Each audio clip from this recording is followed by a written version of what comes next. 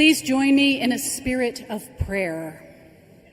Joyful, joyful we are indeed to be able to gather together to celebrate accomplishments, to rejoice in friendships made and communities fostered, passions discovered, knowledge gained, loves found, and even loves lost. How joyful are any hearts that are set on fire to work for the uplifting of humanity.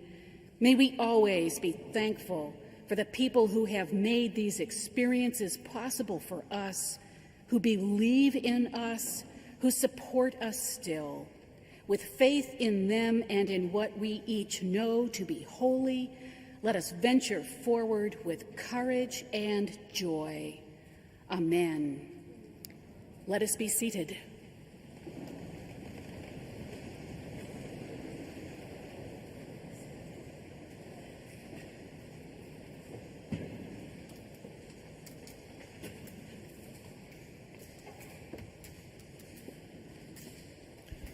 Good afternoon.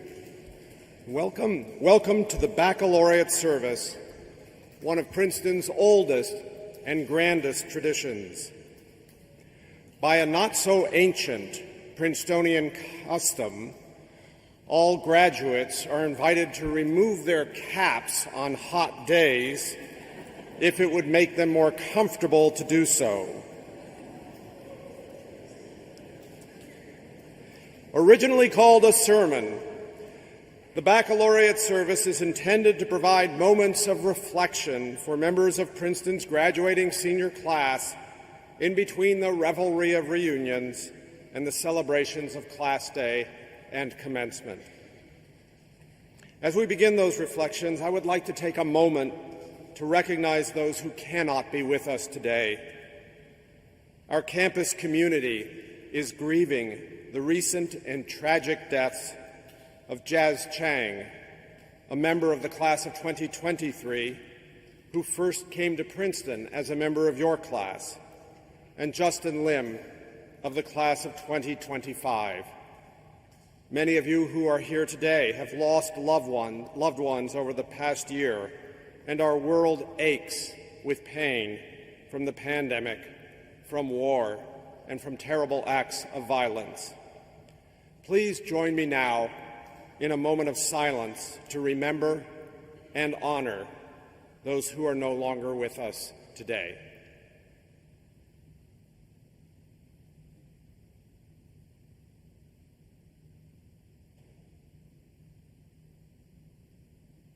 Thank you. In the first recorded baccalaureate address in 1760, President Samuel Davies exhorted the 11 members of the graduating class to serve their generation. Live not for yourself, but the public, he told them. In 18th century syntax that now seems badly dated, he expressed sentiments that remain strikingly relevant. Esteem yourselves by so much the more happy, honorable, and important, by how much the more useful you are. We might say today, measure your success by the good that you do. President Davies' words reflect the spirit that has sustained Princeton over the 262 years since he uttered them in the prayer hall of Nassau Hall. All Princetonians take great pride in our shared mission to be in the nation's service and the service of humanity. It is a mission you upheld in many ways during your time here. Some of you engaged in direct service, volunteering with the PACE Center in the communities surrounding Princeton, participating in service projects, or serving within the university as a student leader. Others of you chose the path of advocacy, raising your voices to argue for justice or to assist those in need. Many of you harnessed Princeton's intellectual resources to conduct research on pressing issues ranging from environmental sustainability to economic development to inequality to health care. All of you, I hope, grew as thinkers and as citizens. Now, as you prepare to make the transition from students to alumni, I hope Princeton's mission will continue to shape your lives. At the heart of our community is the desire and responsibility to make the world a better place. As you enter your next stage of life as a Princetonian, I know you have left our campus better than when you arrived, and that you are poised to have the same impact on the world around us. For that, you have my deepest respect and gratitude.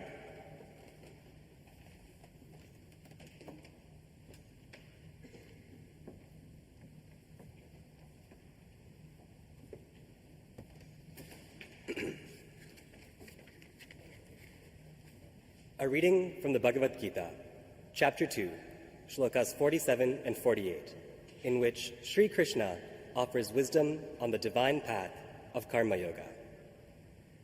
Karmanyevadhikaraste ma phaleshu kadachana ma karma phalaheturbuhu ma te sangostva karmani yogastak kuru karmani Sangam tyaktva dhananjaya siddhyas siddhyo samo bhutva samatvam yoga uchyate.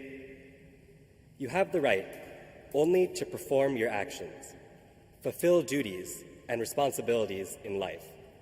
However, the results of these actions should not concern you at all. Do not consider yourself to be the cause of the results of your activities, yet do not lean towards inaction. Perform your duties with equanimity, abandoning all attachment to success or failure. This allows you to keep a clear focus on your duty and actions. Such a state is called yoga.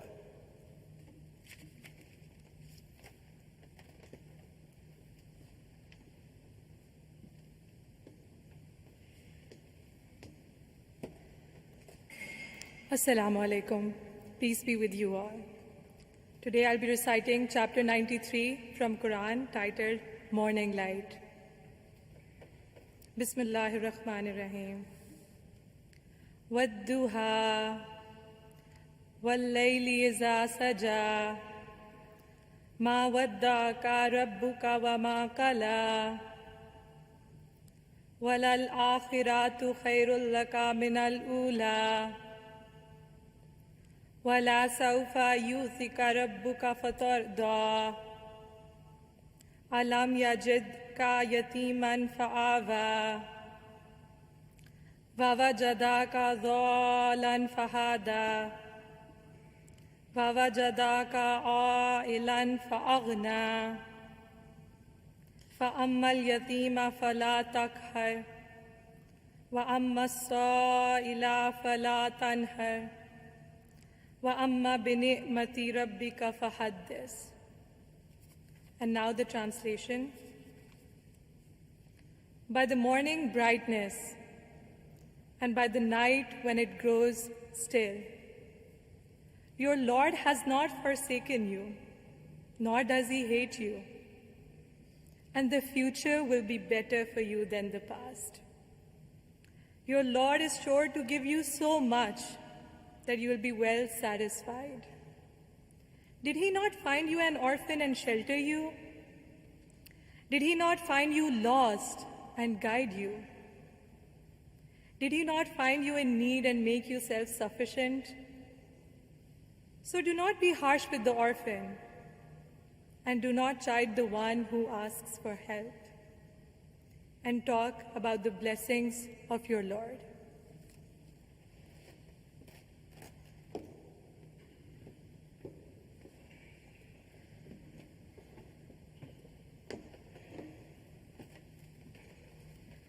A reading from Psalms chapter 19.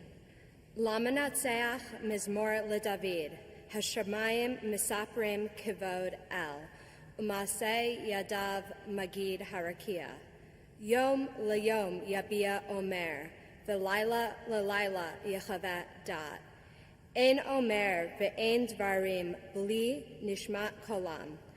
B'chol ha'aretz yatsa kavam, uviksei tevel milahem la shemesh sam ohel bahem. V'hu kechatan yotze mechupato, yasis kegibor larutz orach, miksei hashemayim motzao, utzkufato al sotam ve'en nistar mechamato.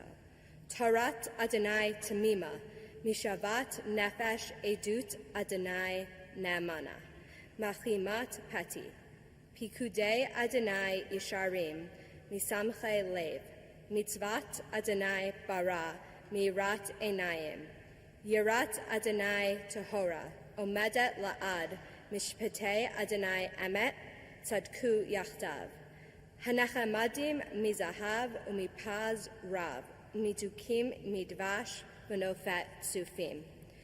Gam avadacha nizhar bahem b'shamram ekev rab. Shkiut mi yavin ministarot nakeni. Gam mezedim chasoch avdacha al yimshalu vi. Az etam v'niketi mi pasha rab. Yiyu l'ratzon imrei fi v'hegion libi. Adonai Tzuri V'Goali. The heavens declare the glory of God, and the firmament shows forth God's handiwork.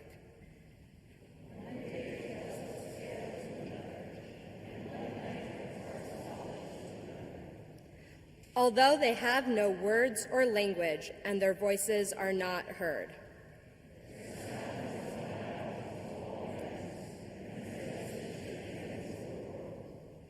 In the deep has God set a pavilion for the sun. It comes forth like a bridegroom out of his chamber. It rejoices like a champion to run its course.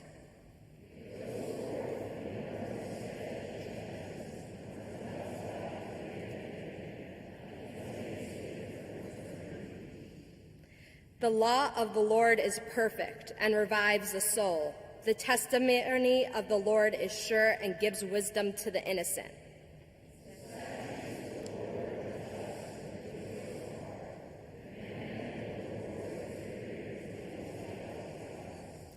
The fear of the Lord is pure and endures forever. The judgments of the Lord are true and righteous altogether.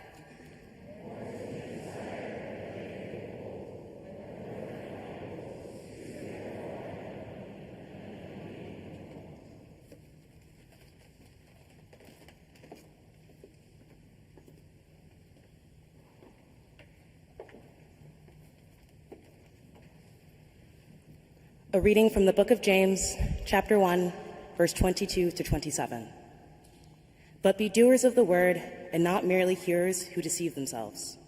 For if any are hearers of the word and not doers, they are like those who look at themselves in the mirror and immediately upon turning away forget what they look like. But those who look into the perfect law, the law of liberty, and persevere, being not hearers who forget, but doers who act, they will be blessed in their doing. If any think that they are religious and do not bridle their tongues, but deceive their hearts, their religion is worthless. Religion that is pure and undefiled before God is this: to care for orphans and widows in their distress, and to keep oneself unstained by the world. Here ends the reading.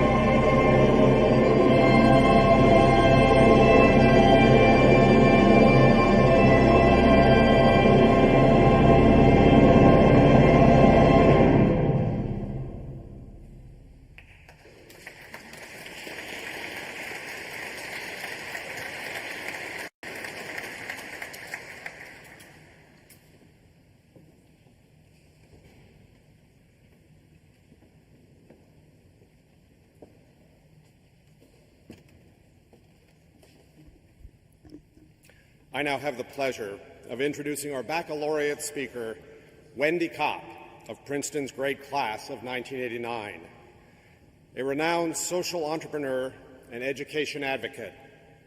Wendy is CEO and co-founder of Teach for All, a global network dedicated to developing collective leadership to ensure all children have the opportunity to fulfill their potential.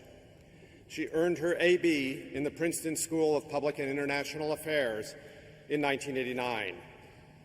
Prior to launching Teach for All in 2007, Wendy founded Teach for America, a national corps of recent college graduates who commit 2 years to teach in urban and rural public schools and become lifelong leaders for ensuring all children thrive.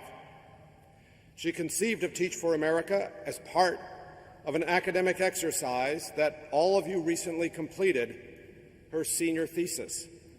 Entitled, quote, "A Plan and Argument for the Creation of a National Teacher Corps," her thesis proposed the creation of a national service organization modeled after the Peace Corps.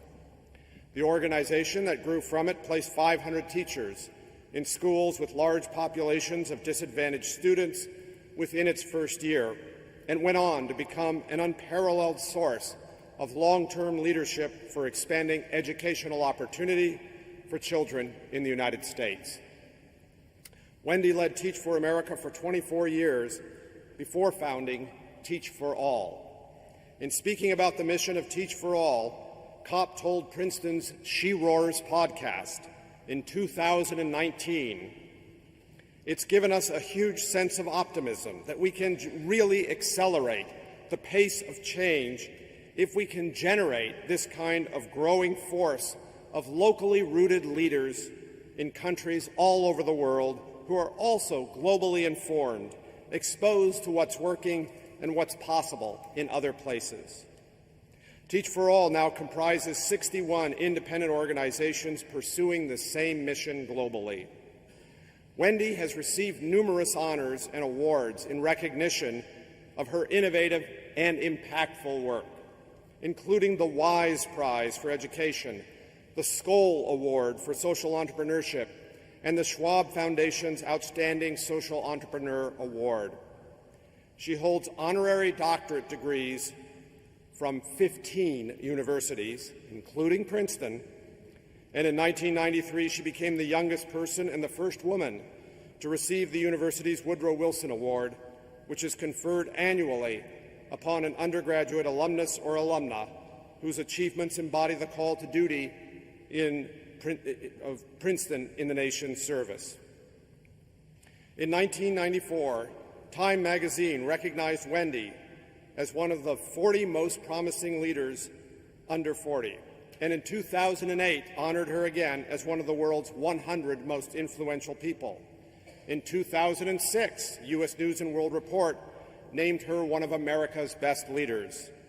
From Teach for America to Teach for All, Wendy has exemplified the university's mission of service to humanity throughout her extraordinary career. We are honored that she is with us today to offer advice to our graduating seniors on the path that lies ahead. Please join me in welcoming Wendy Kopp of Princeton's great class of 1989.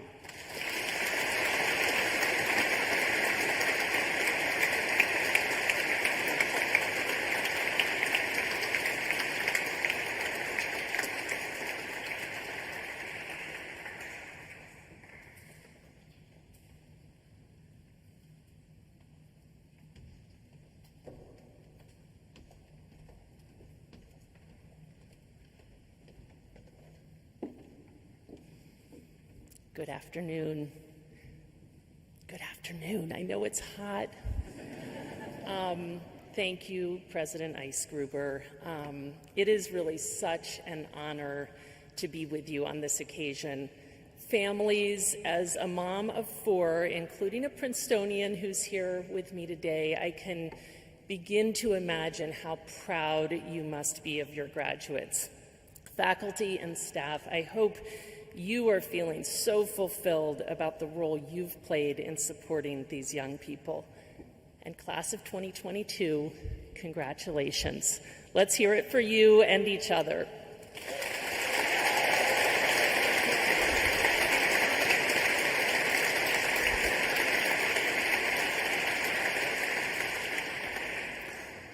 I would be tempted to call you all an activist generation. You're graduating at a time when threats to the well-being of people and the planet are more visible than ever. Your generation in particular has been so active, weighing in about what justice requires. You're more committed to diversity, equity, inclusion, and sustainability than any that has come before. And so it's tempting to call yours an activist generation. But looking out at you as soon-to-be graduates, it's premature to define you. It's the choices you're about to make and that you'll make in the coming years about what to do with your time and energy that will define you. So I am grateful to have the chance to talk with you at this pivotal juncture, the commencement of your journey beyond Princeton's walls, an occasion that for many will mark the first moment you felt discretion over what to do with yourselves. I'm thinking back to my own graduation 33 years ago. Right after the ceremony, my parents drove me to New York City and dropped me off. I had 2 trash bags of clothes, a lamp, a futon, and a room in an apartment that I was going to share with other recent grads. Living off a seed grant, I was going to spend my summer trying to work my way into the offices of educators, potential donors, and anyone else who could help get Teach for America off the ground. No one would be more surprised than I would have been at that point if you had told me that I would still be pursuing the same mission 33 years later. I'm so grateful for the lessons I've fallen into along the way that has enabled this journey, and now for the chance to share them with you in the hope that they'll be helpful in informing your own choices. So as you've heard, my path began with my Princeton thesis.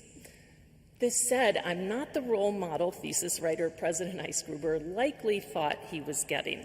I had not given a moment's thought to what I would write about before late fall of my senior year. I was in a deep funk, which among other things had led me into some sort of denial that I would need to write a thesis in order to graduate. I was in this state of mind, this malaise, because I simply could not figure out what I wanted to do after I graduated. I'd applied to the sectors recruiting us liberal arts graduates at the time, but was searching and searching for something else. I knew that by nature I was going to work relentlessly at whatever I did, and I just really wanted to make sure that all that work mattered.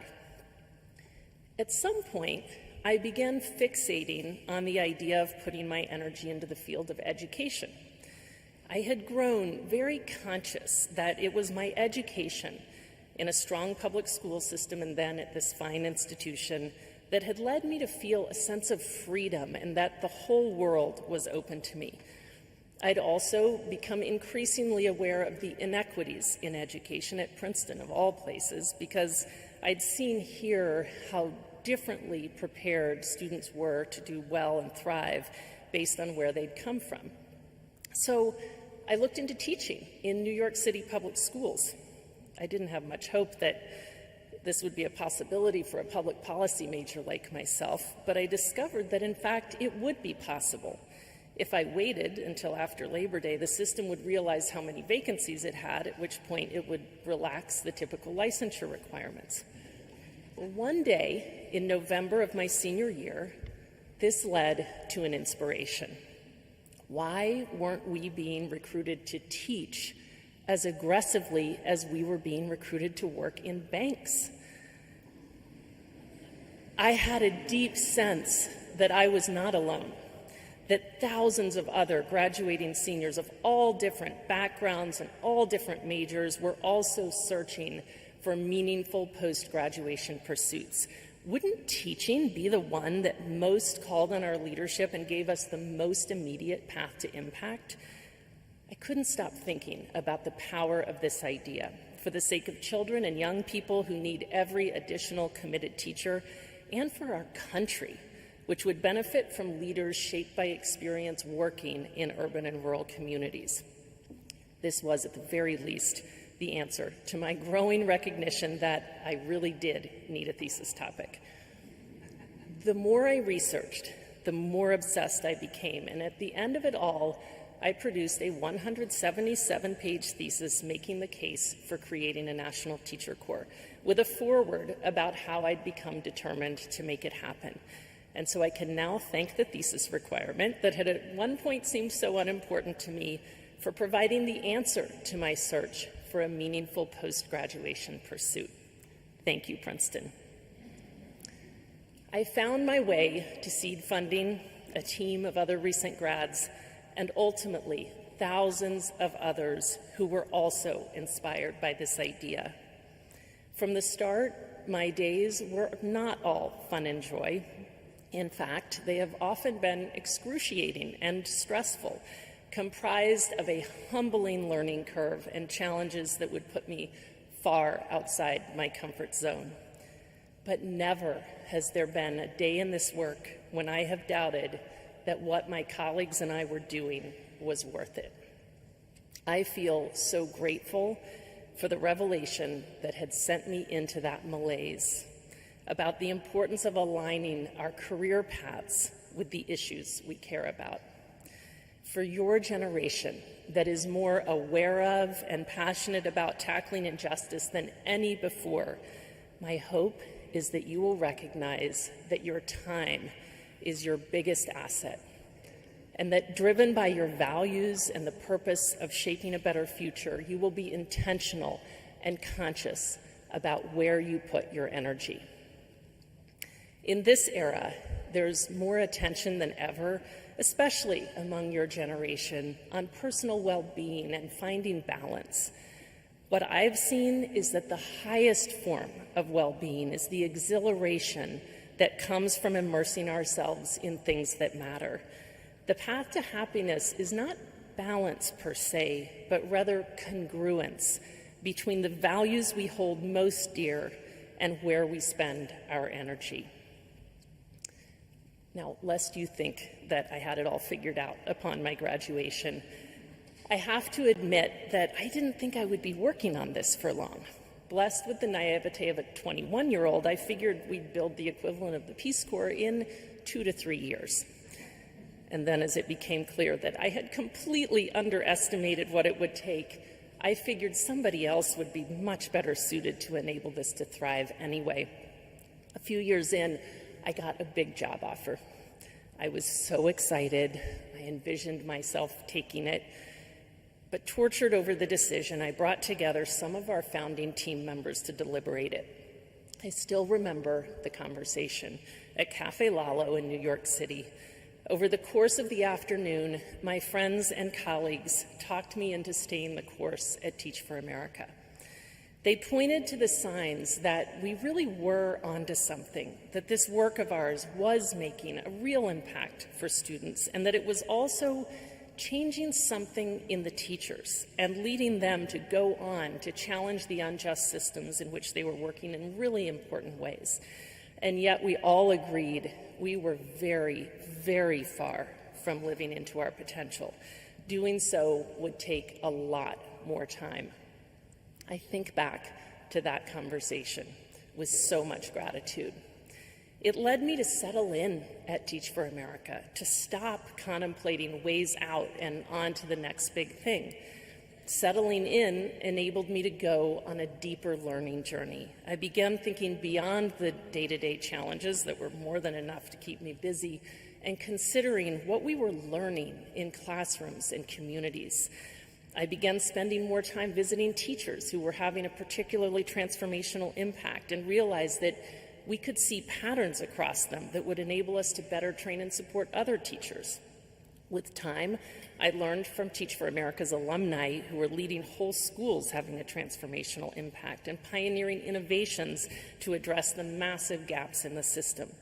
Over the years, as I grew in my sense that with enough leadership, we really could solve these systemic inequities, I would begin exploring what it would take to shift the outcomes for kids across whole communities and how to develop the leadership for that kind of transformation.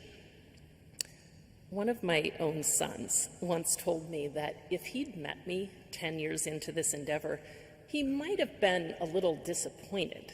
I mean, given the start I got putting my thesis into action and all, he would have assumed I would have made more of myself by then. But it was really that decision to focus and go deep that was the difference between creating a nice boutique organization and building something that would have a shot at making a meaningful impact. There's an instinct among ambitious and driven people like ourselves to manage our career paths through a constant search for more and better. I'm so grateful for the push from my colleagues that led me to recognize that sometimes more and better comes not from moving up and on, but from going deep. I hope you too will have the fulfillment that comes from the pursuit of deep impact rather than the pursuit of impressive resumes. Don't wait to consider these questions. Over these decades, I've seen that our society's injustices are solvable, but they are also massive and complex, and it takes a lot of time to make a meaningful impact in the face of them. So the path of no regrets is to start early. Whatever disappointment it might have been to my son, 15 years into this work, I still had my head down. I was working to make Teach for America bigger and better. One day, I found an accomplished social entrepreneur, Shaheen Mistry, waiting for me in my office. She told me that she ran after-school programs in India, had met some Teach for America alumni teaching in them, and was determined that her country needed a Teach for India. She asked me to visit her, and on that trip, I saw that the circumstances of marginalized children in India were more similar to the circumstances of the most marginalized students in my own country than of India's privileged young people. The solutions to these inequities would be much more shareable across borders than I had ever considered. I had never before thought about the relevance of Teach for America's approach for the rest of the world. But within 1 year, we heard from people in 13 different countries who were thinking about it. Today, Teach for All's network of partner organizations is inspiring thousands of promising leaders across more than 60 countries, from Afghanistan to Ukraine, to channel their energy towards ensuring that all children in their countries fulfill their potential.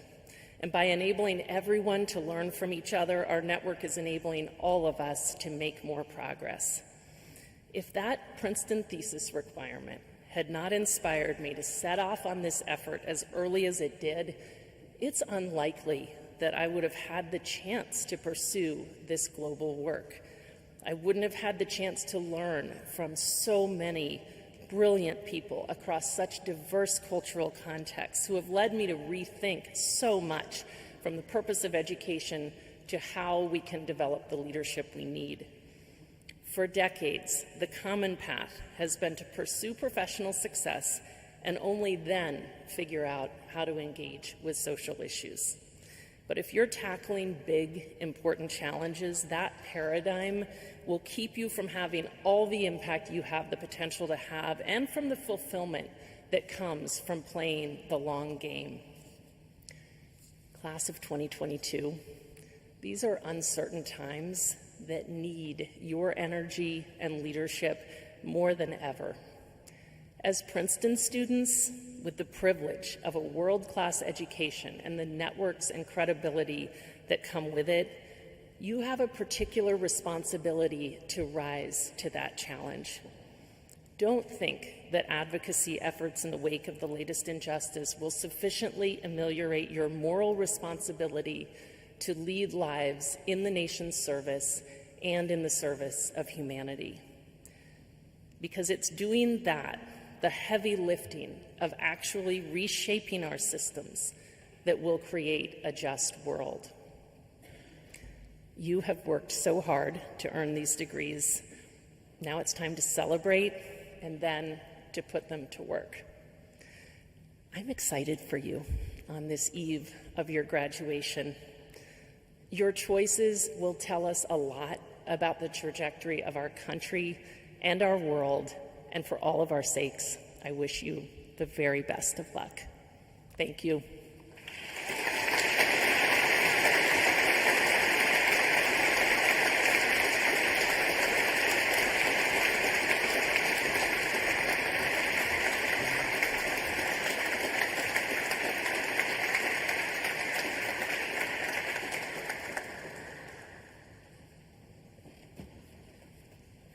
Let us rise for prayers of the people.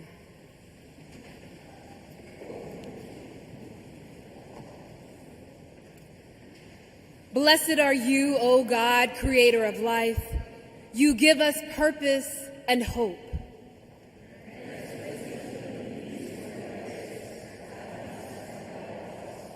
Blessed are you, eternal truth. You give us minds to know you and the things that you have made.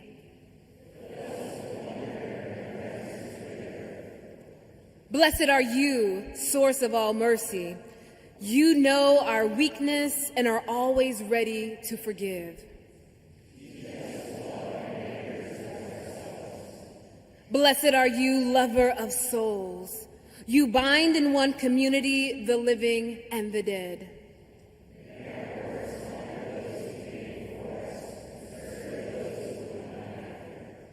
Blessed are you, wellspring of all wisdom.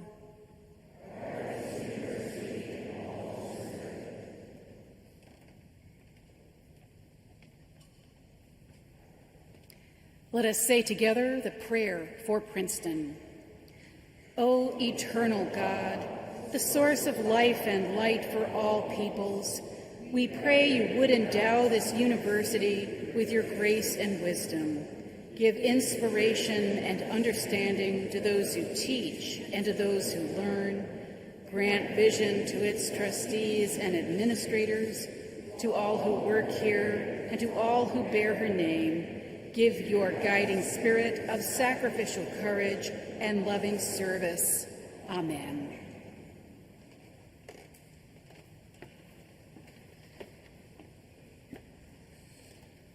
From Walt Whitman's Song of the Open Road. Allons, the road is before us. It is safe. I have tried it.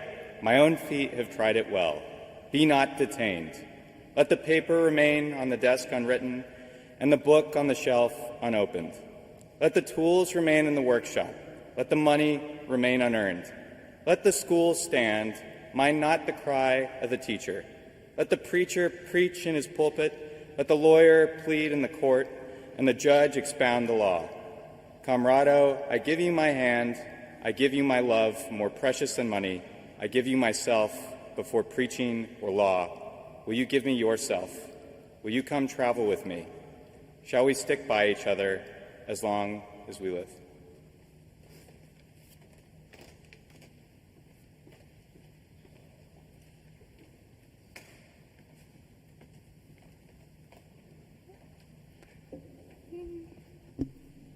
Hello. This is a translation of the Karaniya Metta Sutta, the Buddha's words on loving kindness. This is what should be done by one who is skilled in goodness and who knows the path of peace. Let them cultivate the thought. May all be well and secure. May all beings be happy.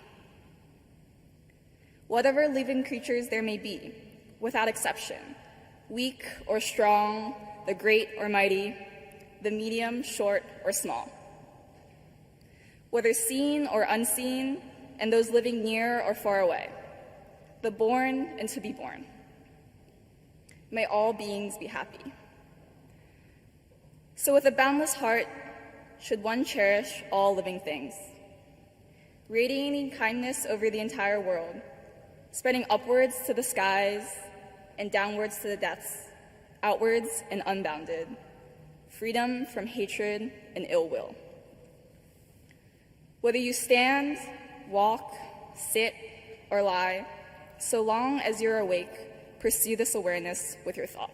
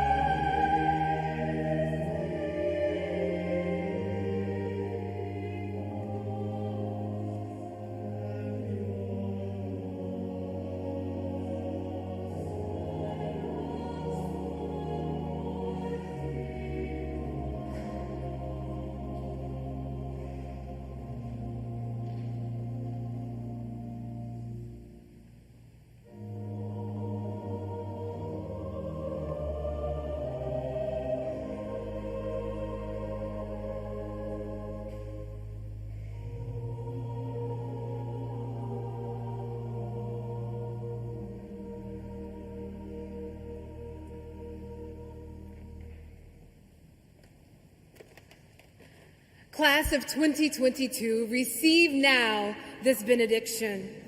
You have lived more life during these years than we will ever be able to comprehend.